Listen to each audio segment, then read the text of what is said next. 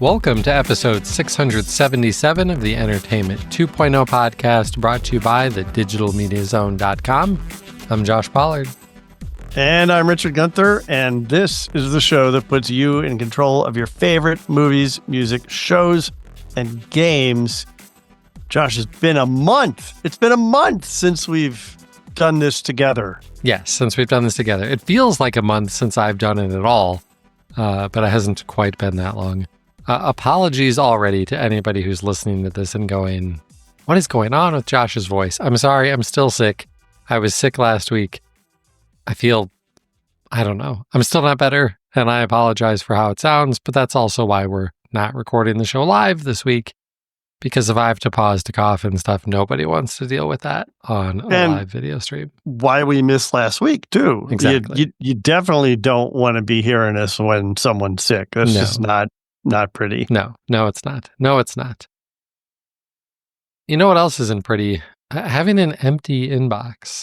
Oh, wow. That was a bit of a tortured transition there. It might have been.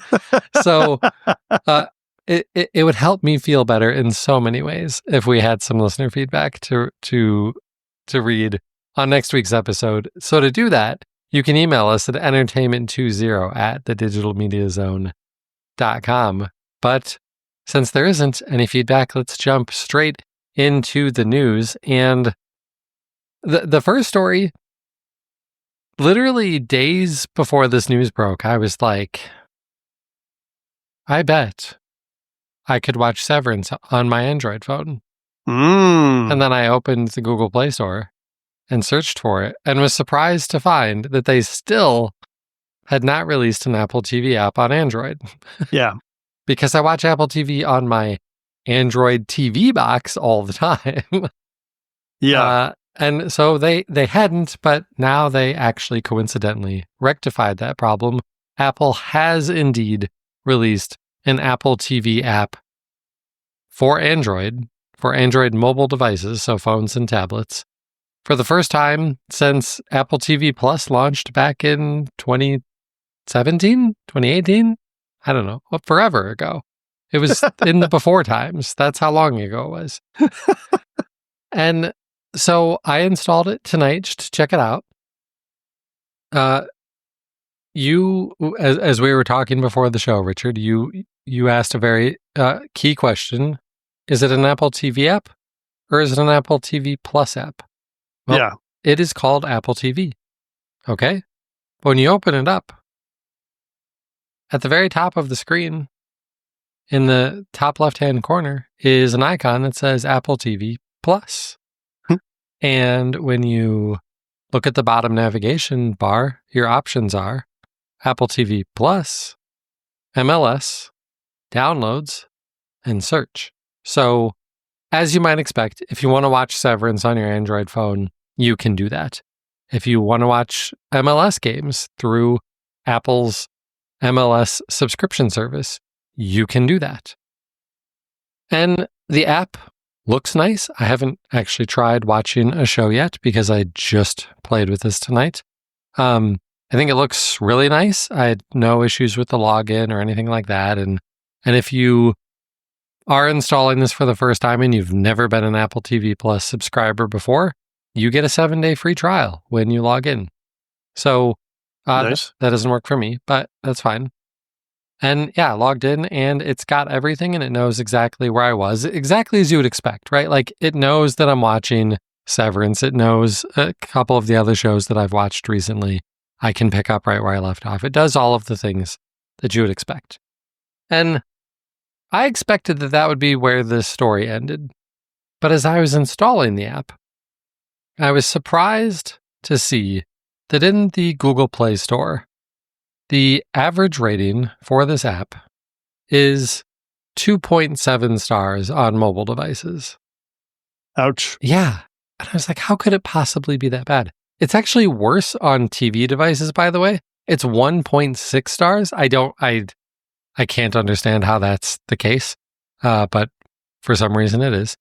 And so I started digging into the reviews, and Some of the bad ratings were around apparently maybe the trial experience is a little janky. Okay. I don't know. I couldn't test that.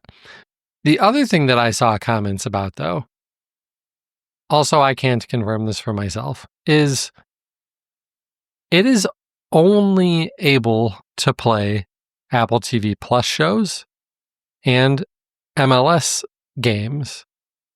That means that if you are an Apple TV user on other platforms, or just an Apple user in general on other platforms, and you have purchased movies or TV shows and things like that, you can't watch them on an Android device, according to the commenters. Now, I can't test this because I've never purchased any TV shows or movies from Apple before. But when I look at the navigation menu, that seems like it's probably true, because I don't see any places in the navigation that would even allow me to see my library of content. Yeah, that's interesting. I guess they're really positioning this more as a streaming service app as opposed to access to your library. Now, something I'm going to be a little bit pedantic, as a friend of mine recently pointed out that I can be, and remind you and anybody else that is thinking, well, then what's the point? If you don't have Apple TV Plus and you were really hoping to get to your Apple TV content, a lot of that content you purchased is going to be available on other streaming apps because of Movies Anywhere. Right. So this may not apply. Well, this won't apply to TV shows if you've bought TV show episodes, but it absolutely does apply to the majority of movies that you buy on the Apple TV movie purchasing service capability. Used to be called iTunes, even though it was movies. It's all very confusing, but it's not like you don't have other access to this. I honestly believe their intent is, let's just, like you said, get Severance on Android devices or other shows that are getting a lot of acclaim and a lot of attention right now. Let's get them out to as many people as possible. Exactly. I think that is the point of this. I think the timing is probably largely actually based around the MLS season is starting soon, and they are the rights holder for the MLS subscription service. But the fact that we're right in the middle of a Severance season certainly doesn't hurt. So I think for most people, the fact that you can't watch other things from your library, maybe not the biggest deal ever. I think that if you have an Android phone, you probably haven't purchased that much video content in an Apple ecosystem anyway. Maybe I'm wrong, right, but I'm curious what the crossover is. What's the Venn diagram of people with Android phones and Macs or Apple TV devices connected to their TV? It's probably small. Like, there's probably not that much overlap. Probably. Yeah, I don't know. I mean, it's possible that you might be a switcher.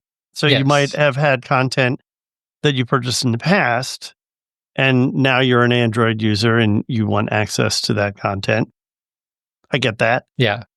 I think we were talking a little bit in the pre-show about whether this also mirrors the music experience. And I don't know. I don't know if the Apple Music app on Android allows you to play music that you had previously purchased on iTunes.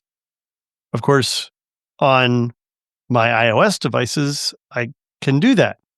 But does it include stuff that you've purchased and otherwise isn't available through streaming? Don't know the answer to that. And it could be that it doesn't, and they're following that model that they've already established. Yeah. It's also possible that they were maybe kind of rushing to get this out for the MLS season, and that they're going to add that ability to do it later. But I'm really glad that you brought up Movies Anywhere, because if you're an Android user and you've purchased movies in iTunes or Apple TV or whatever they call it now, in all of those places, and you don't know about Movies Anywhere, then you should go to the website for Movies Anywhere. And it's a pretty simple process.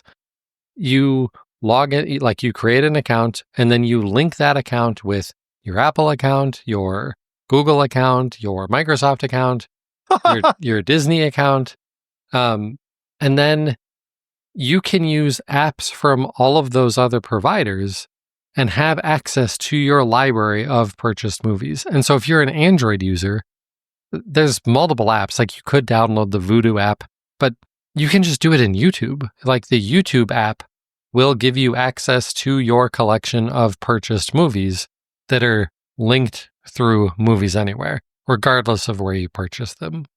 I mean, good luck navigating through them in YouTube, but that's a different story. But they are there somewhere. They are there. Yes. All right. Well, let's stick with YouTube here, because YouTube had a big news brief recently and that really talked about some of their plans for the upcoming year. But I think maybe the biggest news out of that whole event was that they said that TV has passed mobile as the primary way people watch YouTube. People are watching YouTube on a television more than on phones, more than on computers. And that blew me away. Yeah. Yeah. This is fascinating. Absolutely fascinating. Particularly given the pattern that we see of younger people preferring to watch any content of any length on a mobile device or watching television. Yeah, for sure. Now, when I look at, let's go super anecdotal and just talk about my kids for a second. My 16-year-old is very much like how you're describing. Like she will sit there on the couch watching Netflix on her iPhone. And I just I don't understand it. But maybe it's more for privacy and not having to share audio. Who knows? Whatever. My 12-year-old, on the other hand, she watches a ton of YouTube on the TV. Now, she also watches on her phone, but I bet she actually does watch more YouTube on the TV than she does on the phone. And then there's her geriatric dad, who probably still watches more of his YouTube content on his phone than on the television. I don't understand this world that we're living in anymore, Richard. Interesting. Also, by the way, if you're geriatric, man, wow. So I think there's a couple things going on here, but one of the things, and I'm just going to say maybe something a little bit controversial. I think that this kind of is a sign that their big shorts experiment as a way of competing with platforms like TikTok and Instagram has failed. That if that's not where the eyeballs are, if that's not where they're getting most people watching most stuff, then I don't know why they're doing it, because it was my impression that that's what they were going for, that they were trying to get people. They were trying to get to people where they were. Yeah. So I think that your statement here is more influenced by your hatred of YouTube Shorts than... Oh, totally. Because the data actually shows that people are watching lots of YouTube Shorts on televisions also. So... and that's just awful. That's such an awful experience.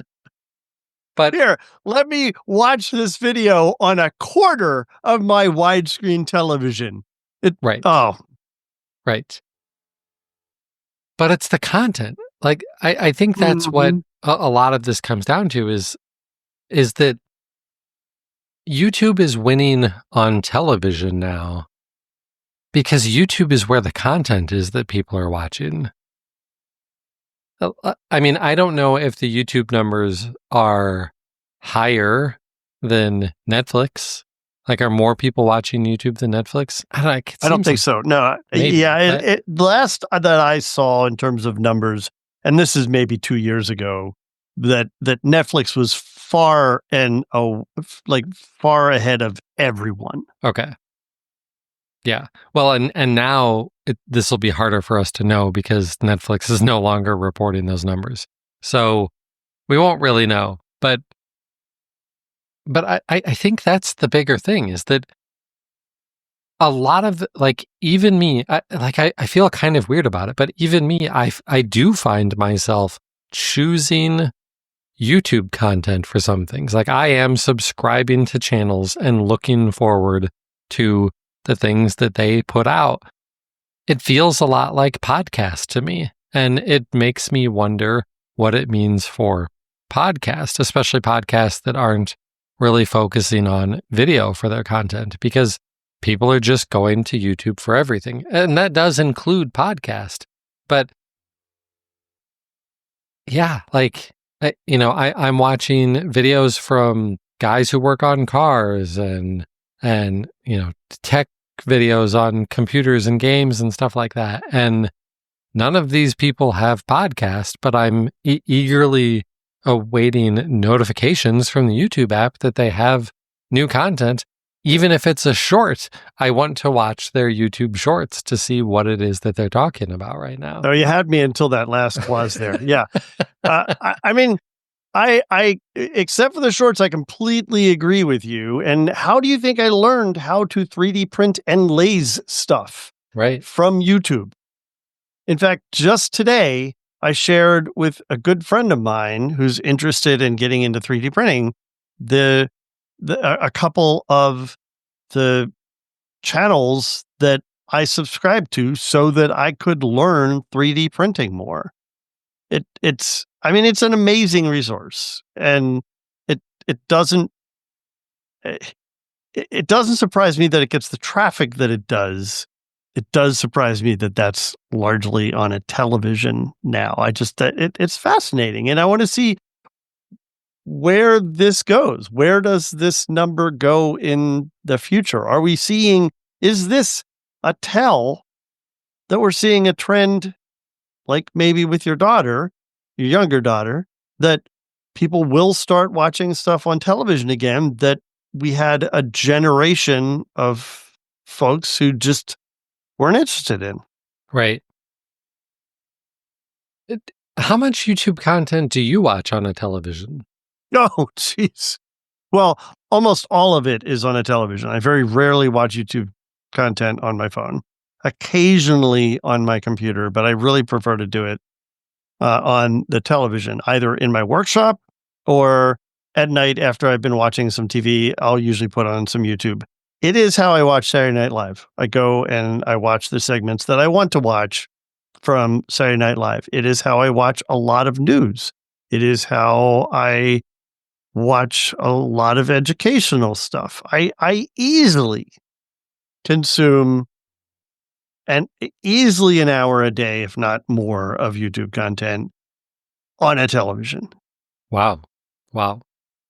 And for me, when it comes to, like, me choosing to watch YouTube content on a television, because sitting down on the couch while my daughter is watching some ridiculous Minecraft video, I wouldn't include in that.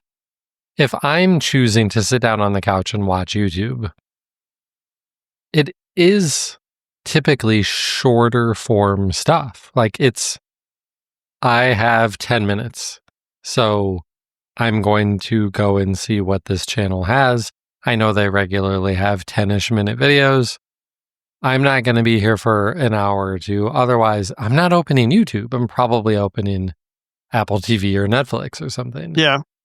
I mean, I aspire to only watch a few minutes, but I ultimately end up watching more, and that's what YouTube wants, and that's what they're so good at. I will say that a lot of the content that I watch, because it's instructional, is usually more in depth, and so a lot of it is around that 20-minute mark. Almost the length of a TV show. Right. If I'm watching instructional stuff, it's probably car repair or home repair, and then it means I'm either watching it on my phone or my tablet because I'm out in the garage doing that thing. Well, I feel like I'm still in. I'm less in I need to know how to do this now mode, and more Right. in I'm a sponge and I want to absorb everything I can about 3D printing and laser engraving. Yeah. Yeah, totally get that. All right. Well, Richard, this next story it's got your name written all over it. Ugh. Well, it won't. Let me tell you that. So yeah, we're a little late to this, but I think it's worth talking about anyway. You probably already heard the news by now that Sonos's latest new thing they're going to have this year is going to be a video device, because they've clearly perfected everything that you can do with audio. They've made it all work perfectly. They've demonstrated that they understand UI better than anyone else. And now they're ready to tackle the video world. Okay. So what are we talking about? For a while now, we've known about this project that's been going on in the background at Sonos called Pinewood. And Pinewood is a code name for an effort to do something on the television. I think it was like a year and a half ago that we first heard about this. And more details are coming out about it. It's not like Sonos is doing press conferences or anything, but there's more detail that people have learned now about this. We believe this is going to be an Android-based TV streaming box. It's going to be very, very, very small. And initially, folks thought it was going to cost around between maybe $150, $200, compete around that Apple TV space, maybe a little bit of a premium price because of what they were saying they were going to offer, or what rumors were that they were going to offer. Now the rumor is that it's going to cost between $200 and $400. And let me tell you, there's no way I'm spending $400 or a price close to $400 for a streaming box that is not offering really anything all that new. And I'll get to that in a minute. This is going to include the ability to, they say, work with a number of key providers. Well, the information about it indicates that it's going to include a number of key providers. So it's going to include stuff like Netflix and Max and stuff like that. So it'll be a curator, and you'll have a curated experience of your content. Sound familiar? Right. Oh, right. It's also what Google and Roku and Apple TV are already doing. Oh, it's also going to have an HDMI switch in it. Now it starts to sound a whole lot like a Cavo box. Remember Cavo? Really cool idea. Had a remote control, was an HDMI switcher, integrated all your content into one thing, cost like $300, something like that. They failed. They died, basically. I mean, technically, I think they still support the old box if you still have it. But eventually they realized the business model didn't work, and they tried to offer a service that people could pay for to get the data that supports the curation of content and all that sort of stuff. The other thing that I think is just hysterical is that supposedly they think they're going to be able to crack this UI better than anybody else has. They haven't been able to crack the music UI. I mean, of all the music apps that I have, and I think this is a pretty commonly felt belief, Sonos is among the worst. It just isn't a good experience. And their new version of their Sonos app that they came out with just last year is a classic demonstration of that. They completely bombed. So I am not at all excited about this. I think this is a foolhardy move. There's been some speculation amongst folks that this is very likely still left over from the Patrick Spence days. You know, the few products that come out after a leader leaves are likely products that started before they left. And what are you going to do? Just call it a sunk cost and throw it all out the door? Well, I mean, that is the concept of a sunk cost.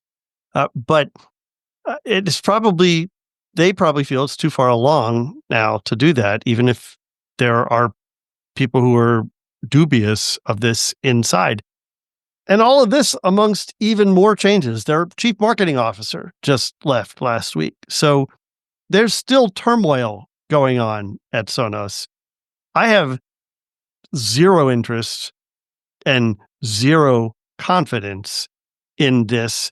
And let me be clear, I'm still a Sonos owner. I still like the Sonos ecosystem. I want Sonos to be better. I think it could be great. And I'm hoping that with new leadership, it will be great again. This just doesn't make sense to me. All right, I just ranted a lot. What do you have any thoughts on this? Because you're not really steeped in this system, and you already have an ecosystem where you get your content curated for you. Yeah, I largely agree with you. I don't understand how this could possibly work, because you're talking about a device that's significantly more expensive than any of the competing devices. And they would say, well, there aren't any competing devices. But if,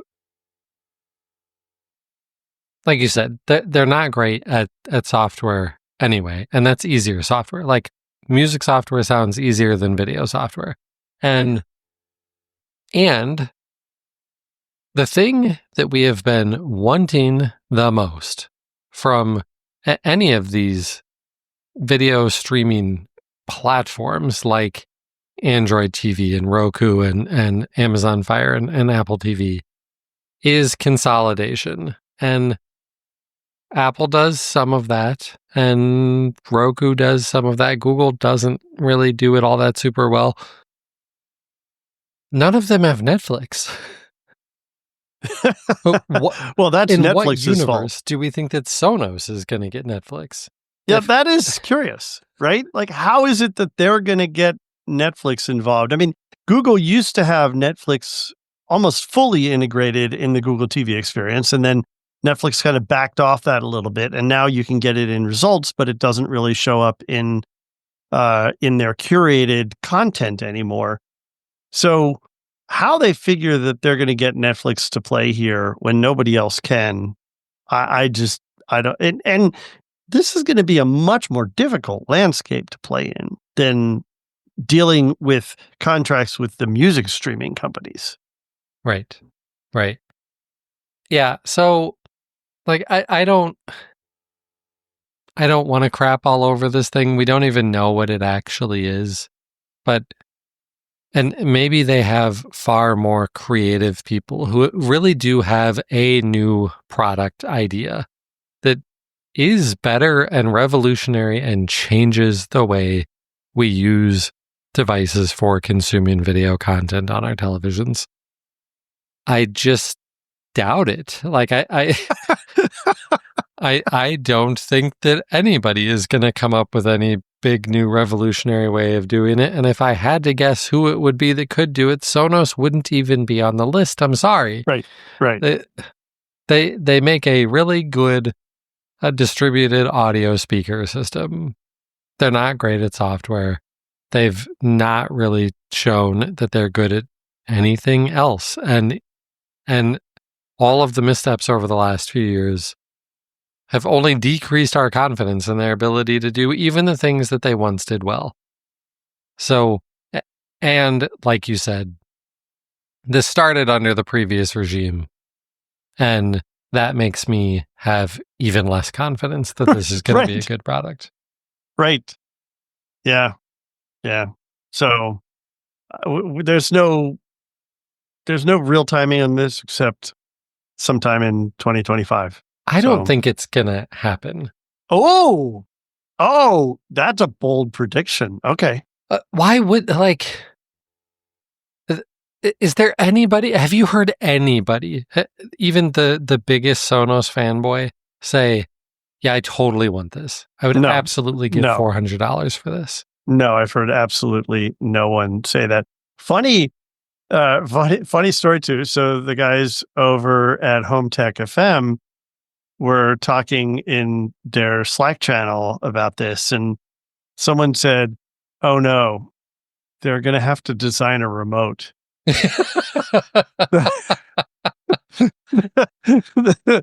That's going to be a disaster. And Seth Johnson's response was, "Who are you kidding? Your phone's going to be the remote," which is even worse. For sure. Right? For sure. Well, yeah, I'm going to stand by this. I don't think it sees the light of day. I think I guess I'm putting more confidence in new leadership to maybe take a second look at the things that came from previous leadership and analyze that maybe this isn't the right path and we need a different direction for this company. Yeah, that would be a blog post that warranted the use of the word courageous when they talk about product decisions. Indeed. All right, well, let's stick in the music ecosystem here with a quick update on Amazon Music Unlimited.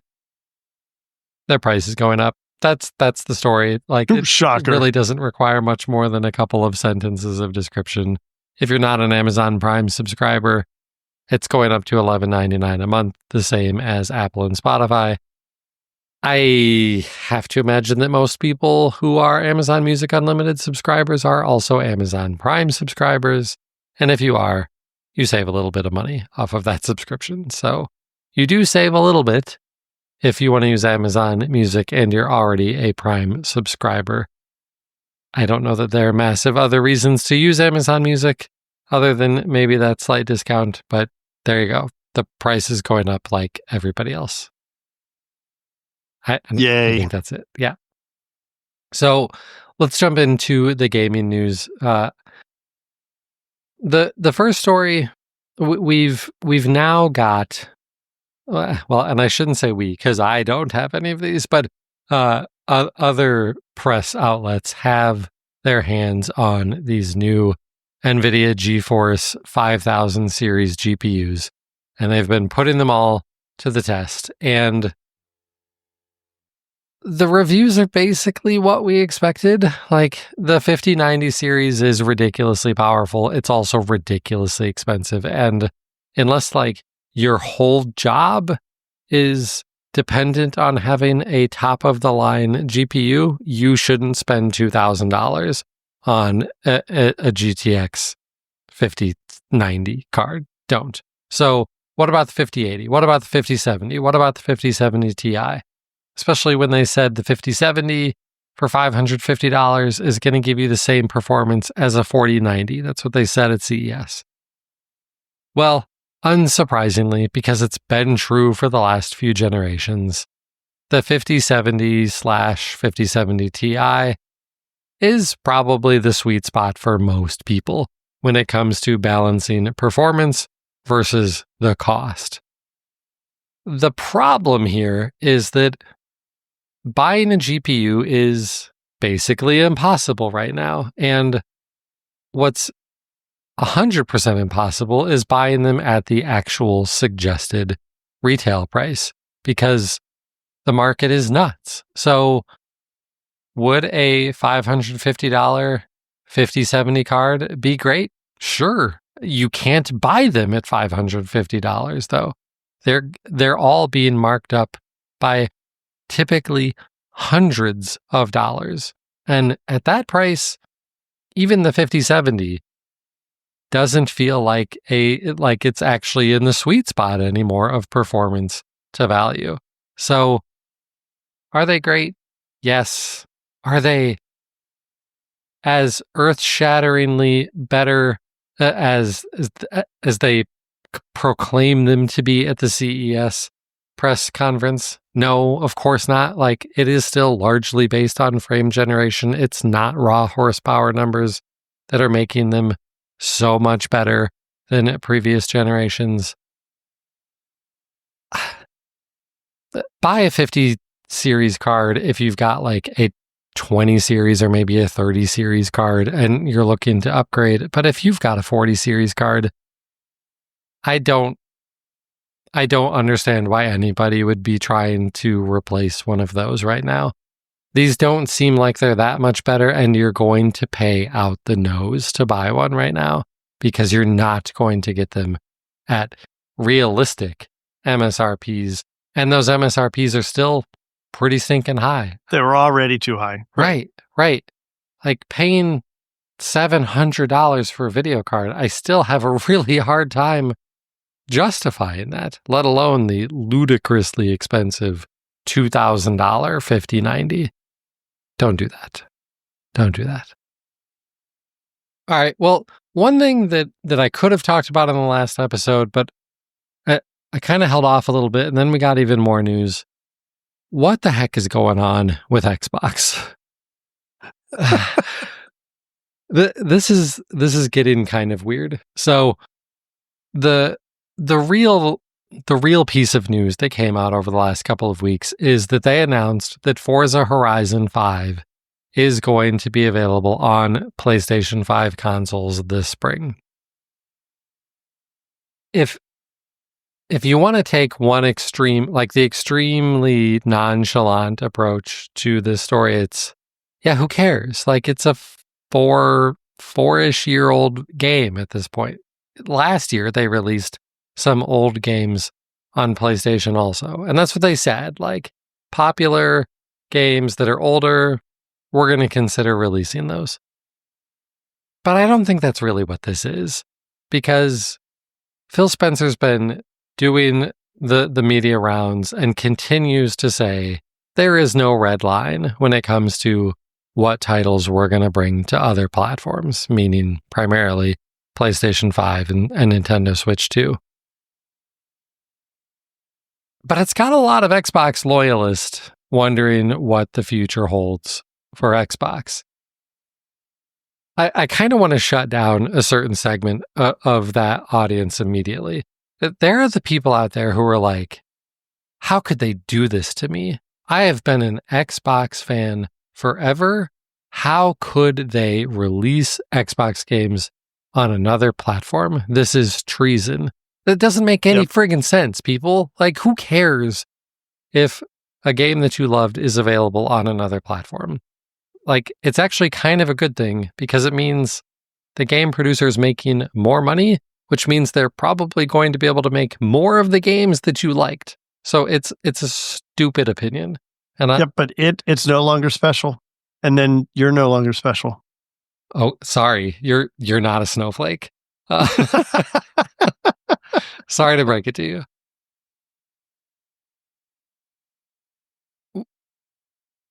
What this looks like, though, is Xbox is like, yeah, we're a massive video game publisher. And they are, obviously. You know, they've had multi-platform games for far longer than the last couple of years. The big example that we always go back to is Minecraft. Minecraft has been on every platform for a decade. But if they really do start bringing everything to other platforms, and maybe crucially, if they start bringing everything to other platforms on day one, then is there any reason for Xbox to even be in the hardware game anymore? There would be some people, me included, who, like, we want Xbox hardware because the software is better. Like, Sony's software just isn't great. It's not enjoyable to use a PlayStation.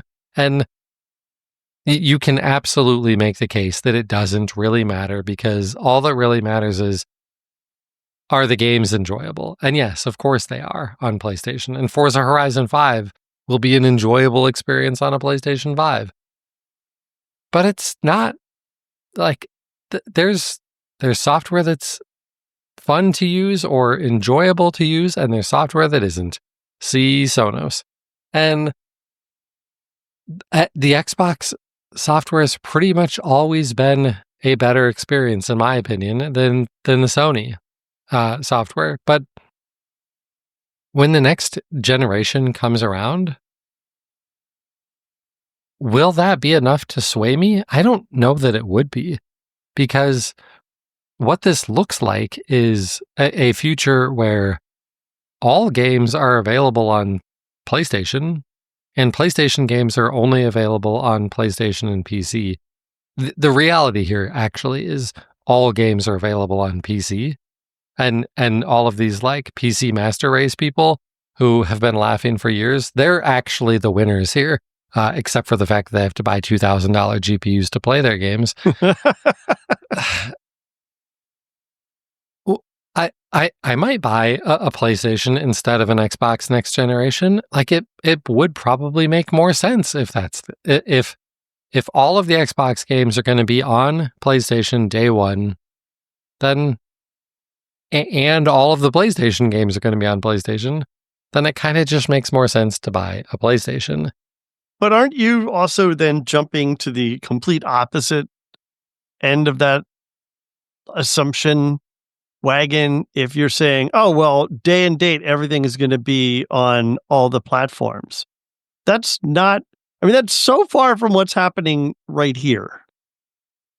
It is. It absolutely is. But if they're going to go all in on being a multi-platform publisher, then why even have exclusivity windows? Well, I mean, you and I have argued about how exclusive deals are bad for consumers. They're bad for consumers. The only people they're good for are the platform holders. They're not even good for the game developers. Right. Right. Like, because it limits the audience for their game. Right. Yeah. Even when they choose PlayStation, like the numbers have come out recently that there are roughly 75 million PlayStation 5s have been sold, and that it's roughly 29 million Xbox Series consoles have sold. Let's look at Square Enix. They make the Final Fantasy games. Final Fantasy VII Remake and Rebirth, PlayStation exclusives. Final Fantasy XVI, PlayStation exclusive.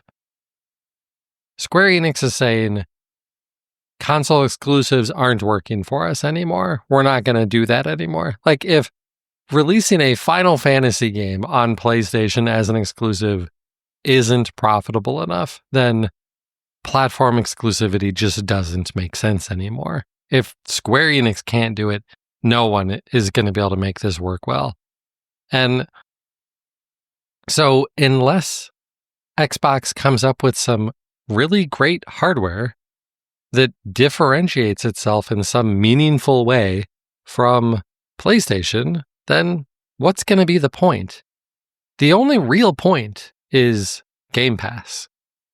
Because Game Pass, especially if you're paying for Game Pass Ultimate, you're getting all of those games day one for the cost of your subscription instead of paying $70 each for those games on the day they release. And while I think that Xbox may go all the way to the extreme of releasing the next Halo game day one on PlayStation, I don't think they're ever going to get Game Pass on PlayStation because I don't think Sony wants them to have it on PlayStation. And if that's the case, then maybe that's the biggest reason you buy Xbox hardware in the future. I can't, maybe again, I'm not creative enough, like going back to that Sonos video device story. Maybe I'm just not creative enough to come up with a better reason why people should buy Xbox hardware in the future. But Game Pass seems to be the only reason. And maybe it's a good enough reason, because what every company in the universe wants right now is subscription revenue. They want consistent, recurring revenue. And that's what Game Pass gives them, better than anything else. And just, this is true, I think, with both companies, although less so probably with Sony. These devices have always been loss leaders. The hardware in gaming does not make any money. It loses money. So that, add to that Microsoft has always made more money on software than on hardware, and now through services. So they very likely could see a path forward where even if Xbox hardware fails, as it's lagging now. Even if the platform itself fails, the software and services platform is making them a ton of money. Right. And their publishing arm. They're making money because they're selling Call of Duty on everything.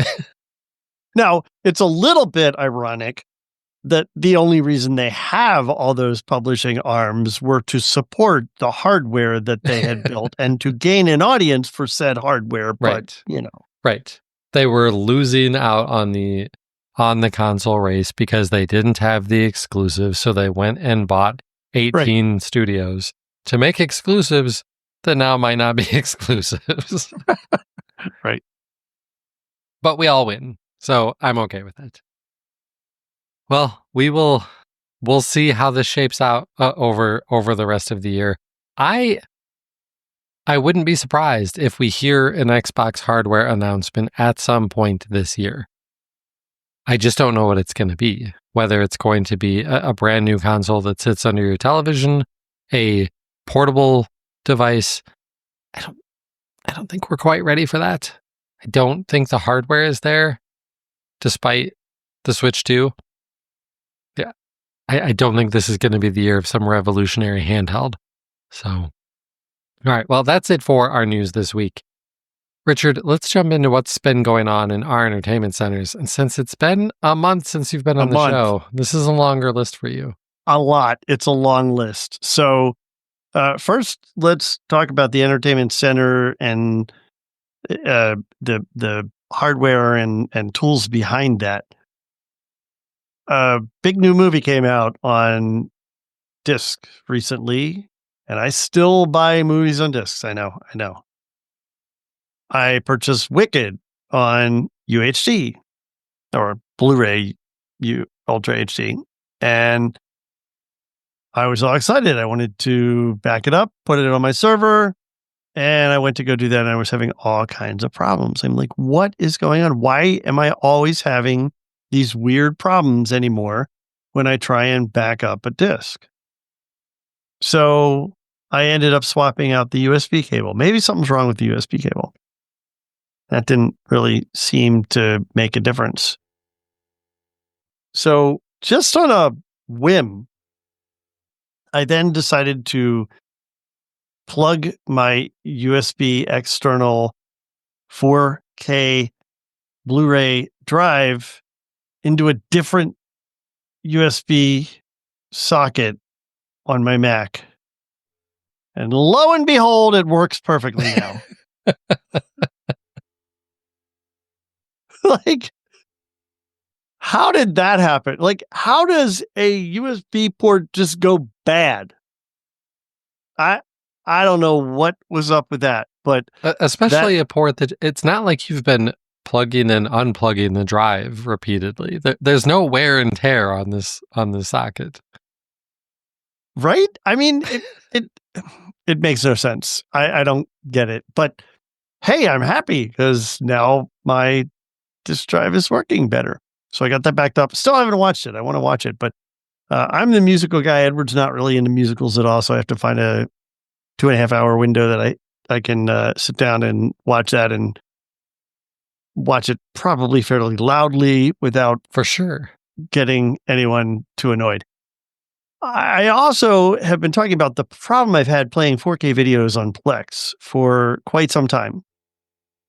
And we mentioned that we didn't have feedback since the last time we had an episode, but we did have some feedback prior that suggested that I should try the Infuse app again, because 4K videos played back really well on the Infuse app. So I used to subscribe to their service to be able to use the pro features in the app, and I decided, all right, I'll try it again. And so I just did a month to see, is this going to solve my problems? Reconnected to my Plex library, started playing a movie. Perfect. Absolutely perfect. Well, that's crazy. That doesn't make any sense to me. What if I played it through MB? Because I also still have the MB server running on my Synology. Why don't I play it through there? And perfect. Playback of 4K was perfect through the MB app on my Apple TV. No problems at all. Well, okay, so it's not Infuse. I don't need Infuse, although I'm not going to use MB because I still don't. Their indexing engine just does not work for me. So that's going to be more trouble than it's worth to try and set up. So I figured, all right, let me go back to Plex and really start poking around to figure out what's going on here. Well, at some point in time, I had tried to solve some problems, probably network traffic issues, by turning on a setting that allowed the server to dynamically change the bit rate to meet whatever I was able to stream. And I turned that off. The angels sung, and everything worked perfectly because I wasn't encoding anything. Right. I was just sending the stream right to my Apple TV. And suddenly everything works again in Plex. Crazy. Congratulations. Yeah. So that problem is solved. I have not renewed the Infuse monthly thing. Although it was nice to see the experience again. They do have a very nice experience. It's just not as robust as what Plex offers. So I went back to Plex, and we're familiar with Plex. So I didn't really want to rock that boat either. All right. So I do have a recommendation for you. Okay. Because you're selfish, and that really only solves the problem for you. Because if I want to watch your 4K movies, your server does need to be able to compress them because it's not going to stream an uncompressed 4K Blu-ray to my house over the internet. I'm guessing, right? So remember, so what I need you to do, Richard, is to go buy a RTX 5090 GPU for $2,000, and then it'll be more than powerful enough to compress those movies for me. Yeah, and I'm going to throw that somehow into my Synology. No, so you may remember it if you haven't messed with it in a while. You may not, because there's so many options in the Plex settings. But you may remember that there's different settings that you can use for in-network versus remote streaming. So I still have remote streaming set so that it is going to do some sort of down, whatever, some sort of encoding for that. Now, I don't know what the performance of that is going to be like, and I will have an opportunity to test that in the upcoming weeks because I will be down at our rental place again for a few weeks, and I'll see how the remote Plex experience is going. That honestly has not been very good for me for 4K stuff, and I don't know what your experience has been accessing 4K stuff from my server. It hasn't been great, but it's been a long time since I've even tried. Yeah. And so I just stopped trying. But now maybe I need to try again. But I'm betting it's not going to work because nothing you did is going to change the external experience. Right. Exactly. So I mean, the other thing, remember that Plex has the ability for you to pre-process kind of, for lack of a better term, downsampled versions of all the content that you have at very high bit rate and make it so that it's easier to stream on less capable devices or on a lower connection. So that's something that I could consider because I did notice that all my Blu-ray stuff played fine. So it's really, it's getting over a certain bit rate that just causes it to start choking. Yeah. Yeah. So, and the other thing is that you can always, I don't know if, I think it's true. I think I have my download capability set up, which allows you to, again, this isn't really doing anything like, oh, I'm ripping a copy, but you're downloading in-app, in Plex, constrained in the Plex app, a version remotely that you can then watch on your own time. That might Right. be an option. Yeah. So that requires planning. Yeah. All right. So let's get on to content. I finally finished season 2 of Silo. That was so good. I can't wait till It's really good. the new season. I'm very excited about that. The new season 2 of The Night Agent, came out, and I binged that in like less than a week. It was great. I'm really looking forward to season 3, which they're already filming. So yeah, that was just, I think, just as good as the first season. Season 4 of Mythic Quest has started on Apple TV Plus, and it's great. I'm loving it. I know in seasons 2 and 3, a lot of people kind of lost steam, but this really is back to the things that made this show so good in the first season. The awkward relationships between people, the quirkiness of the different characters. So if you've been kind of off of Mythic Quest for a while, I'd recommend getting back and giving this a try. I have also been watching and keeping up to date with Abbott Elementary and Ghosts, a couple more episodes of The Bob Newhart Show, a couple more episodes of Welcome to Wrexham in season 3, because I still haven't finished that season. I think we just have a couple episodes left there. I don't know if you know this, Josh.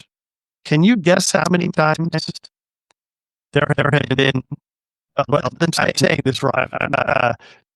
Can you guess how many times ABC has tried to launch Extreme Makeover Home Edition? Oh, man. 4, 5? Okay, it's not that bad. Okay. So they're up to their third try. Okay. And this is pretty good. So in the old times with Ty Pennington and the original, what everyone came to just call Extreme Home Makeover, that show was on for something like 8 years, I think. And it was very popular, but then just kind of fizzled out, and they were having trouble with sponsors, and it got really ad laden. And so they tried to reboot it a couple years ago while everybody was home watching TV. That didn't go over well. And they tried again. Now they have 2 people who used to do, they might even still do it, I don't know, a home organization show hosting it. So they're not builders. They're not Hollywood stars. They're just people who do home stuff. And it's actually really good because they're approaching the whole show differently. Yes, we build or renovate a home or property in a week's time, but the focus is less on all of that and more on how do we help someone who is living in this cluttered nightmare of their old home adapt to a new home that works for them.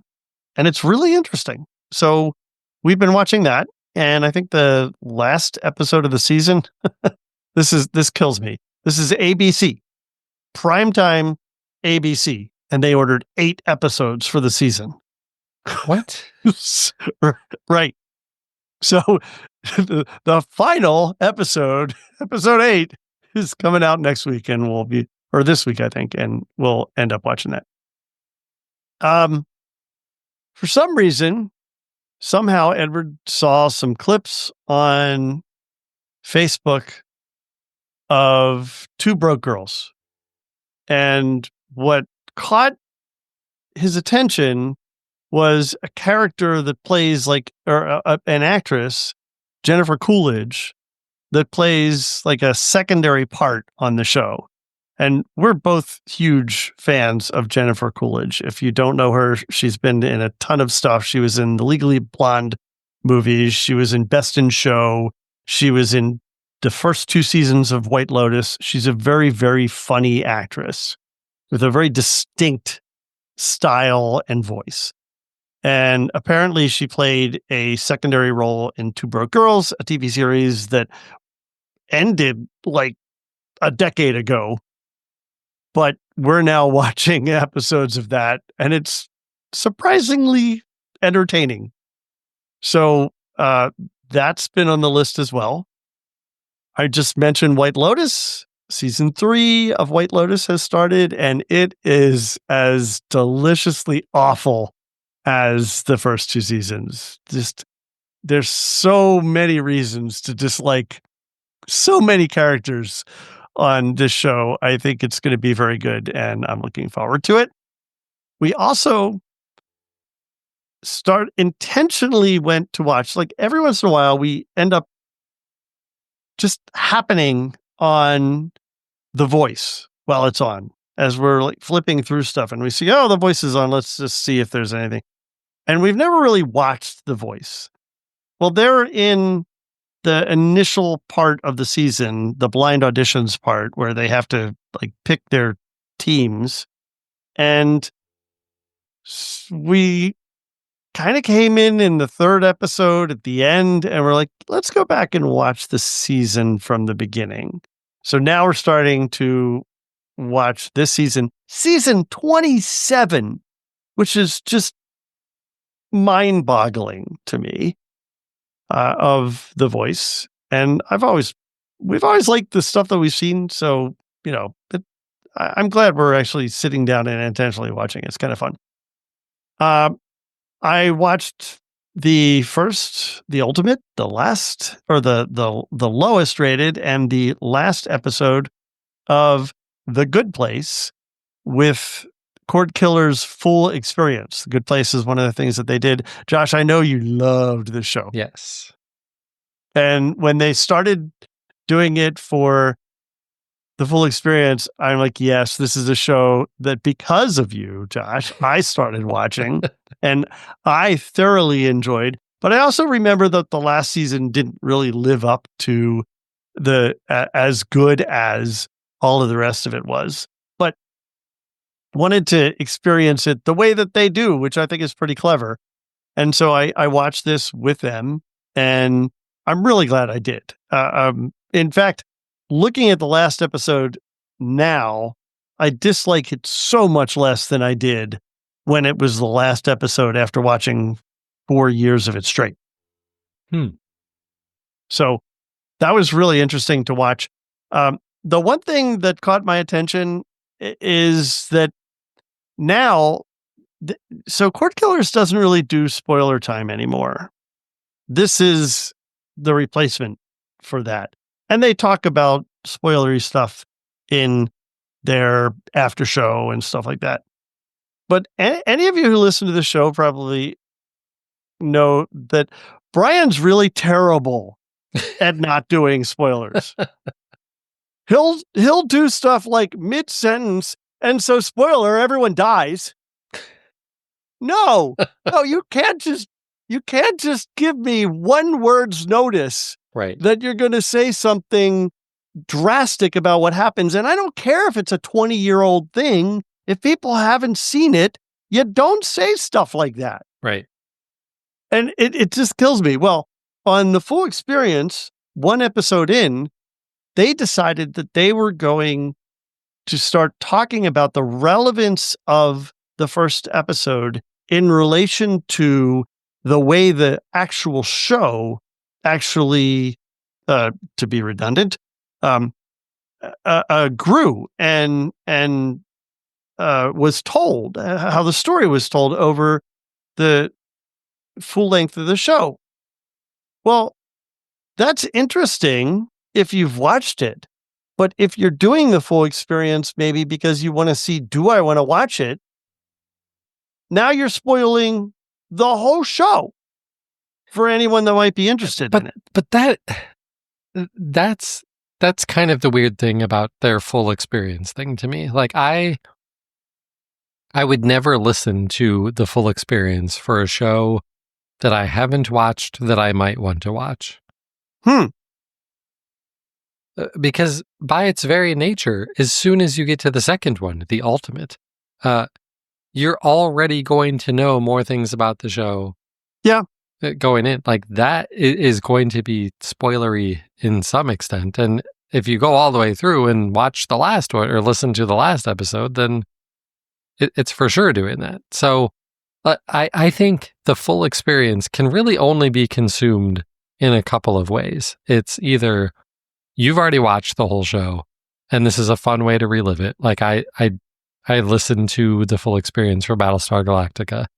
Yeah. Oh, and you didn't rewatch it? It was so good to rewatch those episodes. I didn't rewatch it. It was so good. I still had tears in the last episode. Yeah. Yeah. Or if you're like, well, that was a cool show, but I'm never actually going to watch all of it. Like they're, if they did Lost, I've never watched Lost. Yeah. Like I would be kind of interested in it because everybody said it was so great. I'm not committing to 8 seasons of Lost. Would I commit to 4 episodes and do it along with the full experience? Maybe. Yeah. But if you actually it was actually only seasons, 5 or 6. Okay. But, well, yeah. however many. Then don't start by listening to these 4 episodes. That just seems like a bad idea. That's a good point. Or maybe use this as your prompt to take a look at maybe the first and the ultimate, and from that decide, okay, do I now just want to go and watch the whole thing? Like not go any further. How, this is how they show it. This is how good it gets. Will that draw me in? Right. Yeah, maybe. All right. Anyway, so movies, watched a bunch of movies, watched Deadpool and Wolverine. I loved that. I thought it was so much fun. Have you seen it? Yes, I thought it was terrible. Okay. Should have expected that. We watched Conclave. That was actually a recommendation from a friend of mine, and I thought it was fantastic. Have you seen that? I don't even know what it is. It is the story of trying to name a new pope. Oh. And that makes sense. It is so friggin' good. I thoroughly enjoyed it. It has a great you know that there's gonna from the beginning that there's gonna be something that you're not expecting. And they have a couple really cool storytelling approaches in the movie that I didn't see from the beginning, and I loved it. I thought it was absolutely wonderful. I watched the Star Trek movie Section 31 to let everyone know that they don't have to. Oh. Every reviewer was right. It's awful. Michelle Yeoh even couldn't save it. And that's saying something because she's amazing. Yeah, she's phenomenal. So I don't really recommend that unless, like me, you're a completionist and you don't want to leave any Star Trek behind. But it just wasn't good. It was obvious that this was something that had been on the cutting, that the concept had been worked and reworked and reworked. It was supposed to be a TV series. They turned it into a movie. It was just not good. The best movie that we watched during this whole thing was The Wild Robot. I don't remember if you've seen this, Josh. No, I don't even remember what it is. Wow. It is it's amazing is what it is. Such a good movie. Highly recommend it. It is a DreamWorks animation film, and it was absolutely wonderful. Good. It's a great family film. Highly recommend. Then somehow we found that Tubi has a whole bunch of cheesy old 50s sci-fi movies. So we decided to start watching some. And we started with a movie called The Monolith Monsters from 1957. And it's one of those classic 50s style black and white movies where the trailer it is just so easy to mock because it's just so awful fake horror and didn't really do a good job of explaining what the movie's really about anyway, like a lot of those trailers were at the time. And we thoroughly enjoyed it. It was fun. And then finally, we watched the last of the Pirates movies, Dead Men Tell No Tales, which I'd never seen. And it's actually a really good wrap up of the Pirates franchise of movies. If you hadn't seen it yet, I do recommend checking that out. We mentioned that I watch a lot of YouTube. I watch a lot of YouTube. And these days, I've been watching a lot of smart home YouTube stuff because coming back from CES, I met all these YouTubers who do smart home stuff. So I've been checking out their channels and watching a lot of their new content. And then our latest version of, I don't know if you do this, Josh, maybe this is not something that everyone does, but we kind of occupy our Saturday and Sunday mornings while we're drinking coffee and there might be some music on, oftentimes just scrolling through Zillow. Oh, what's for sale in the area? And our new Zillow is home tour videos on YouTube for insanely expensive mansions. and I'm just amazed by how many insanely expensive mansions are being sold through YouTube videos. Quite a lot, it turns out. And then, of course, lots of news. Been watching that on both YouTube and on live TV. And as far as reading and audiobooks, so a couple books that I finished as I was traveling in this last month, an audiobook specifically from audio, more of an audio show across a couple of episodes from Audible called From Now. And it featured Richard Madden in the lead role. It was this immersive audio experience, and I think in the day this was called binaural, where you listen to stuff in your headphones and it makes 360 sound around you somehow with normal stereo sound. And they use that to tell a sci-fi story that was really interesting. I thoroughly enjoyed it. And I don't even know why I picked it, except that I've watched a bunch of stuff with Richard Madden and I thought, well, he's a good actor. Maybe he's a good audio actor too. And in fact, he was. You mentioned Audible. Is that like an Audible exclusive or it is. That just happened? Okay. It is. It's an Audible exclusive. It doesn't even really have an author. It's created by some production house whose name I forget, like Q something. I can look it up so we can put it in the notes if we want to. I also read something that I've had in my queue for forever. And by read, I mean listened to a series of short stories by Andy Weir in a collection called The Egg and Other Stories. Have you read these? No, I didn't even know this was a thing. Each of them are like 10 minutes long. There is a gotcha at the end of every single one of them. And I thoroughly enjoyed it. The whole thing is maybe an hour and a half long. So this is a pick I would recommend if you're just looking for something short and enjoyable by an author that we know is pretty awesome because he wrote The Martian and what was the other one that they're making a movie out of now that was so friggin' amazing? Project Hail Mary. Yes, that's it. Yeah. So recommend that. And then I'm still working through the Revenge of the Tipping Point, which is something that we're reading for work now. I'm really enjoying that. The production value of that is phenomenal. And the author of the book reads it and he's really, really good. Okay. Wow, that was long. That was like 20 minutes long of me, just more than that, probably rambling on about stuff. How about you? Do you have an equally long list? Because this is going to be a long show if you do. It's longer than usual for me, but not nearly as long as yours. No. Okay. The gaming side is not super interesting. I've played a lot of Diablo and some NHL and stuff like that. Shocker. It will be more interesting though, because I've had this like niggle in the back of my brain. Josh, The Last of Us Season 2 is coming this spring. We didn't know when, we only knew April. And you haven't played part 2 of the game yet. You need to get on it. Yes. So I purchased that. It arrived today. I bought it physically.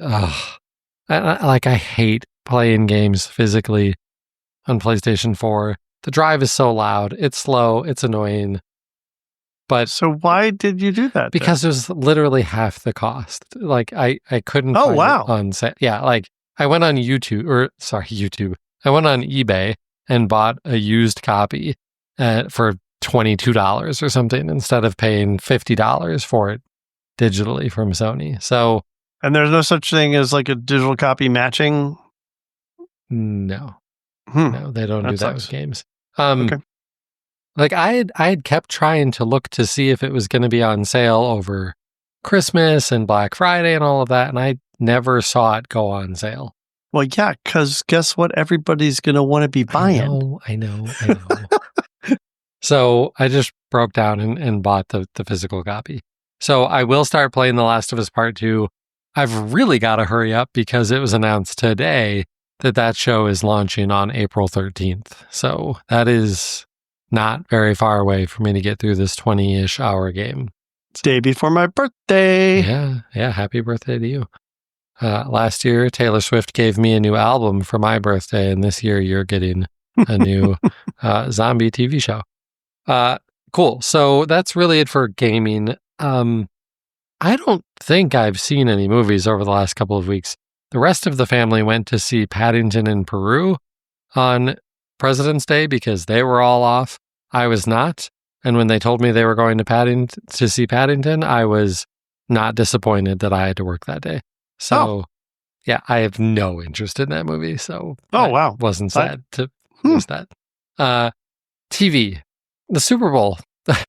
Richard, you and I haven't done a show together since the Super Bowl. No. I watched it on Tubi because they were doing 4K streaming. Yep. It was an almost flawless experience for me. Wow. Yeah. There was one point, maybe it was in the third quarter, where it did freak out and like the stream like crashed and I had to restart it.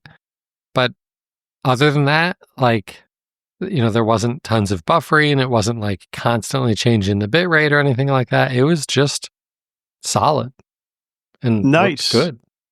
Well, you know, I mentioned Tubi earlier, and, you know, one might have thought that the reason that we were poking around Tubi was because they were doing the streaming for the Super Bowl. But if you thought that, you haven't been listening. Right. Richard does not watch the Super Bowl. Yeah.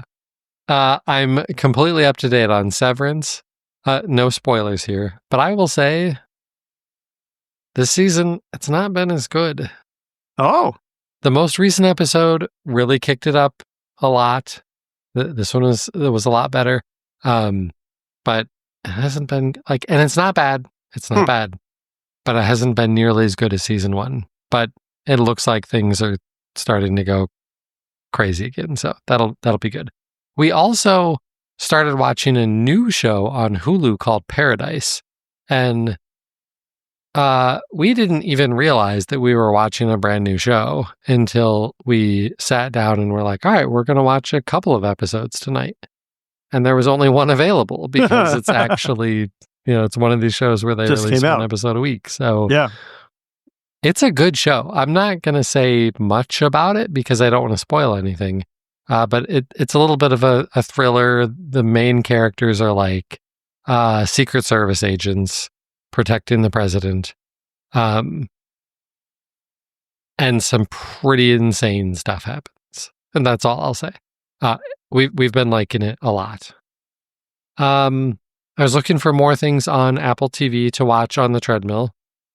So I was like, you know what? I've had literally in these show notes that we're looking at right now for years, that I should watch The Morning Show. Richard recommended The Morning Show to me. So I watched the first episode of The Morning Show one day on the treadmill, and meh, it didn't do it for me. Wow. Yeah, it just... I feel like, if I remember correctly, there's even a hook in that first episode where like, oh crap. No? There wasn't something... Wow. I don't know. And like, I love Jennifer Aniston. Like, I am of the age that, as a teenage dude, Jennifer Aniston was my celebrity crush, right? No, this show just, I don't know, just didn't work for me. So probably won't go back to The Morning Show. So I was looking for more things, and so I Googled like best shows on Apple TV. And one of them that came up was a show called Constellation. And Apple TV has a bunch of sci-fi. And this is about an astronaut who was on the ISS, and some things happen, and now she's not on the ISS anymore, and there's weird stuff happening. And so I watched the first episode, and I really enjoyed it. And then I was talking to a friend about it, and we Googled it, and found out it got canceled after the first season. That's why I haven't heard about it. Right. So I probably won't finish the season, because what's the point? That's frustrating. Yes, because it seemed good, but there's other things. So yeah. So again, back to my recommendations, even though my first wasn't very good.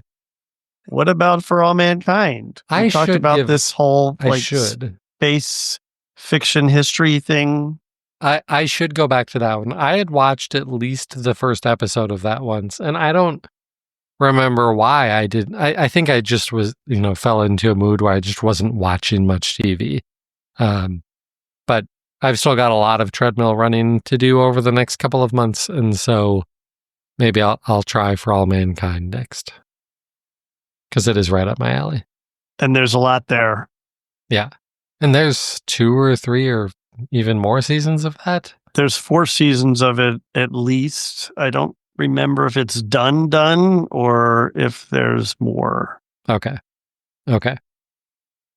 And then on books, I've got another nerdy nonfiction book that I'm reading through. It's called The Engineering Leader by a British woman named Kate Huston. That's CateHuston. It's been good. It's long for a technical leadership book. It's a 14-hour audiobook, but I have been enjoying it a lot. And she's got a little bit of her British humor in there that can be fun at times too. So some good content and a little bit of humor. If you're a software engineering leader or want to be one, I would also recommend this book so far. Cool. All right. Well, that's it for all of our content this week. If you want to get a hold of us, we're all over the place. All of our contact information is in the show notes over at thedigitalmediazone.com with links to everything that we talked about. You can find us on, frankly, you can find me on Blue Sky, Josh Pollard. You can find Richard. He is on Blue Sky, richardgunther.com, but he's more likely to be on Mastodon at Richard Gunther over there. And I'm trying to split my time more. Okay. I am trying. Okay. Maybe you just need to find an app that'll post to both. Yeah, but I need to be able to interact with both too. And that's the trick. So, yeah. We are, well, me, I'm still on X or Twitter or whatever.